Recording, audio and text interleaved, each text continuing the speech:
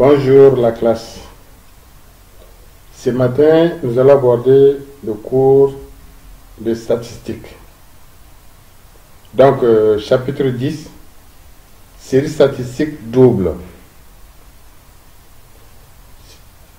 En grand 1, organisation des données. L'étude simultanée de deux propriétés ou caractères X et Y dans une population donnée donne une série statistique double. En petit 1, tableau d'effectifs. Donc à travers un exemple, nous allons faire apparaître les différents types de tableaux qu'on peut obtenir à partir des données. Exemple.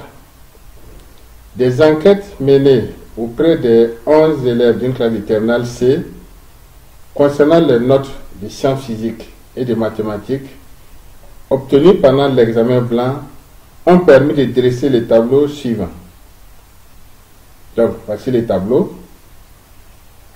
Donc, chacun des 11 élèves a été interrogé et chacun a donné sa note de mathématiques et sa note de sciences physiques. Donc, les notes de sciences physiques sont données dans la première ligne et les notes de mathématiques dans la deuxième ligne. Donc, ces données sont recueillies dans la population. Donc, organisation des données en deux tableaux d'effectifs appelés séries statistiques marginales. Première série statistique marginale. Présentée à l'aide d'un tableau XI-NI. Donc XI est la note de PC et NI est le nombre d'élèves ayant obtenu cette note. Donc on obtient ces tableaux-là. Donc XI, la note de sciences physiques, et NI, l'effectif correspondant.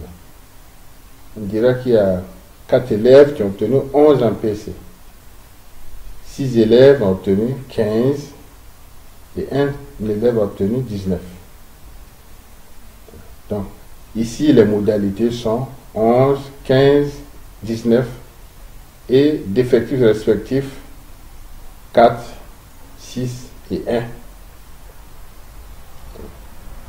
Deuxième série statistique marginale, présentée à l'aide du tableau YJ-NJ.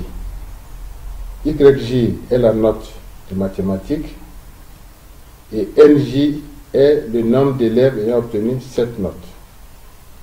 Donc on obtient le tableau, donc YI, les différentes notes de mathématiques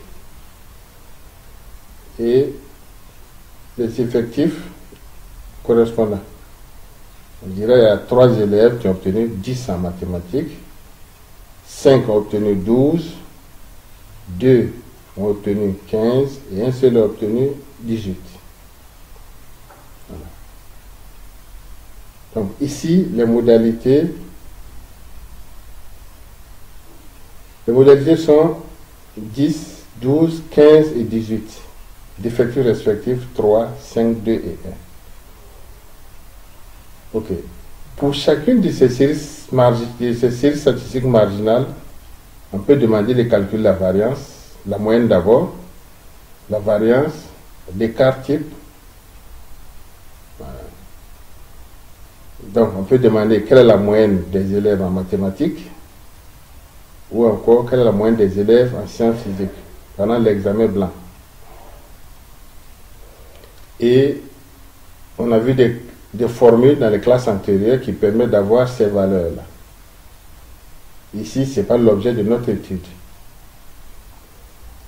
Donc, deuxième type de tableau qu'on peut dresser, tableau d'effectifs, ça concerne les séries doubles.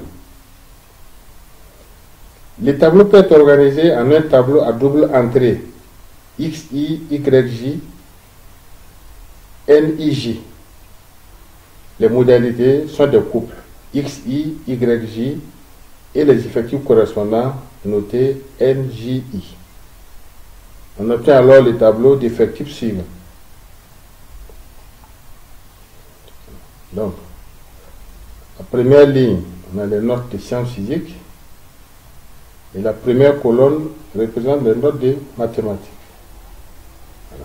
Et pour comprendre ces tableaux, donc c'est les chiffres de l'intérieur, les nombres qui sont à l'intérieur.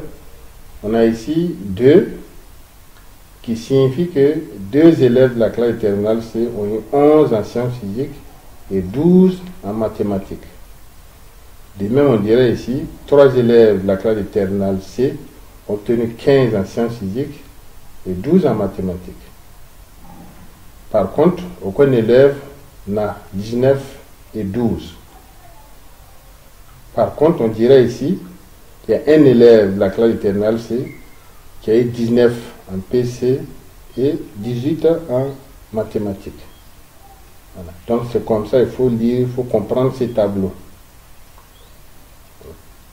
Maintenant, il y a 2 colonnes, il y a une colonne et une ligne qu'il faut remarquer. La ligne, cette ligne-là, et cette colonne. Voilà. Bon. Donc, je peux les mettre en couleur. La ligne. Voilà. Donc, cette ligne et cette colonne sont appelées marges du tableau. Donc, marge du tableau.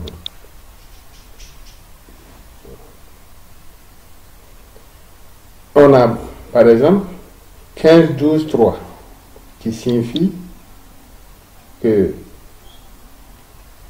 la modalité 15-12 a pour effectif 3, c'est-à-dire que 3 élèves ont obtenu 15 en PC et 12 en mathématiques.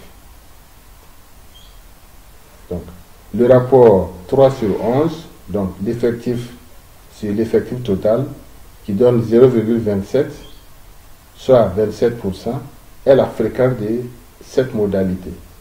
Donc la modalité 15-12 a pour fréquence 27%. Qui veut dire que 27% des élèves de terminale C ont obtenu 15 en PC et 12 en mathématiques. Donc on dit ici, la ligne totale et la colonne totale sont appelées marges du tableau. Ce sont les marges du tableau. Ok. Je vous propose un exercice d'application. Ok, exercice d'application. Dans une maternité, on a relevé pour chacune des 20 naissances d'un mois l'âge X de la mère en nombre d'années et le poids Y du nouveau-né en kilogrammes. Les résultats sont regroupés dans le tableau ci-dessous. Donc voici le tableau. Première ligne, c'est les âges des différentes mamans. Et première colonne, c'est le poids des nouveau-nés, des bébés. Voilà. Et à l'intérieur, les chiffres ici. Et donc si je prends ces 2, donc cela veut dire il y a 2 nouveau-nés dont les mamans ont 18 ans et dont les poids sont de 3 kg. De même, on dirait ici, il y a 3 nouveau-nés dont leurs mamans ont 20 ans et les bébés ont 3,2 kg. Aucun bébé n'est d'une maman de 26 ans et dont le poids fait 32 kg, 3,2 kg. Donc voici un peu la compréhension de ce tableau. Donc les marges du tableau, voilà, les marges du tableau.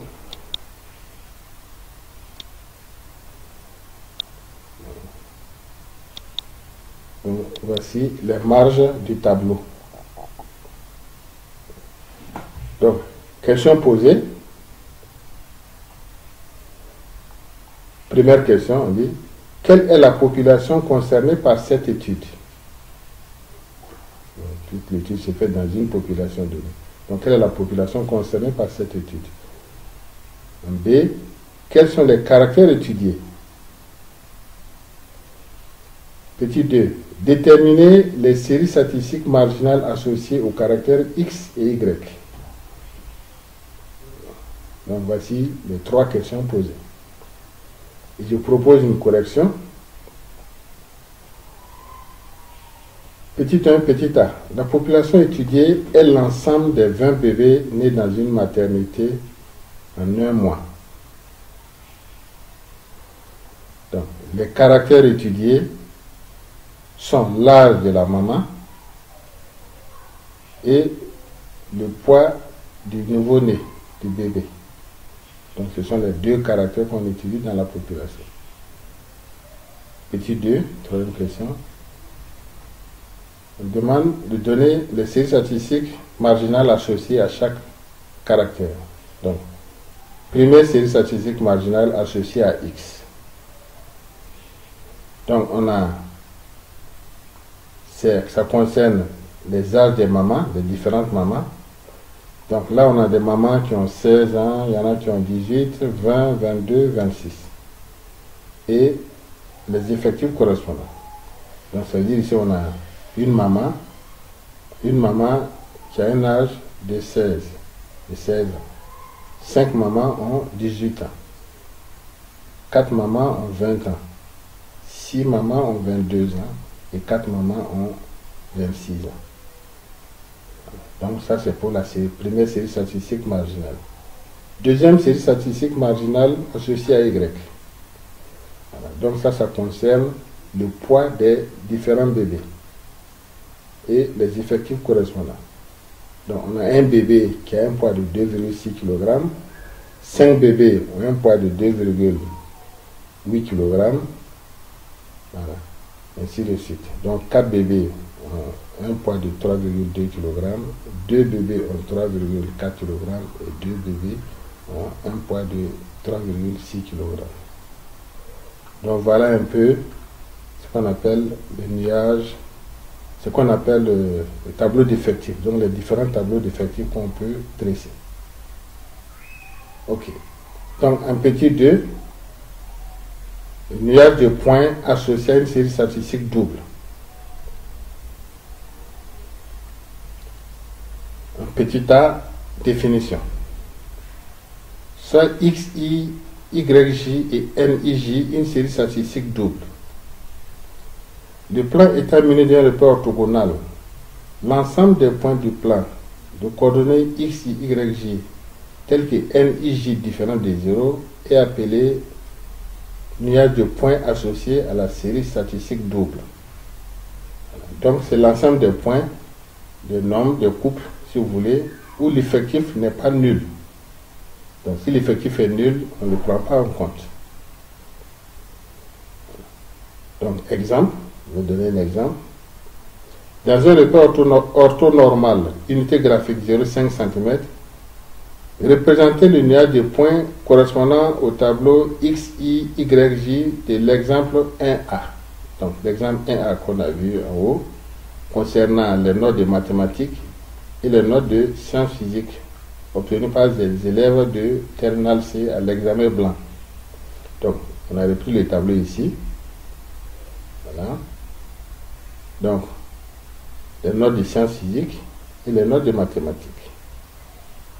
Donc, il s'agit de représenter ces points-là. Donc, le premier point a pour coordonnées 11, 10. Donc, voici 11 en abscisse et 10 en ordonnée. Donc, voici. Donc, 11, 10, 11, 12, 11, 15.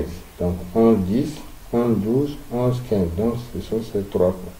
Et là, on a 15, 10. Donc, 15, 10, 15, 12, 15, 15. Donc, il s'agit de ces 3 points également.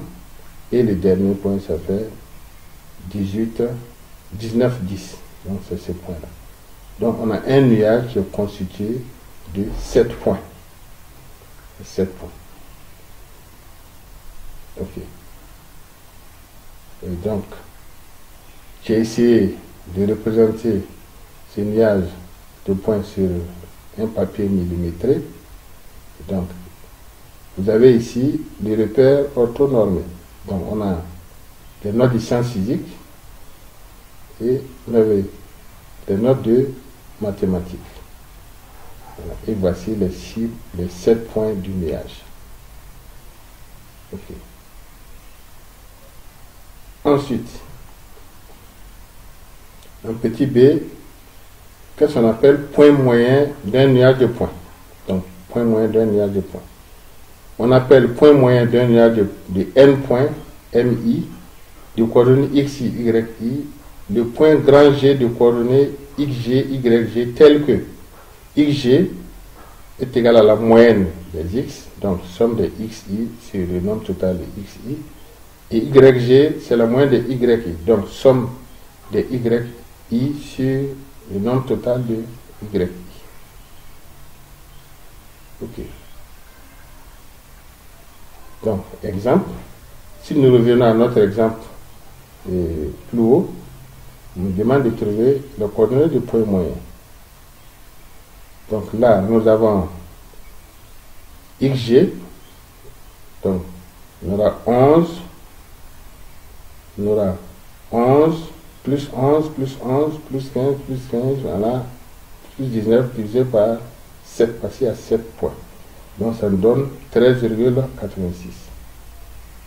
De même, on aura ici YG, c'est la moyenne, donc ça fait 10 plus 12, plus 12, plus 10, voilà, et le total divisé par 7 aussi, ça donne aussi 13,14. Voilà. Donc voici un peu, pour ce qui est du grand 1, l'organisation des points, des données et les tableaux d'effectifs. Okay. Donc je vous remercie.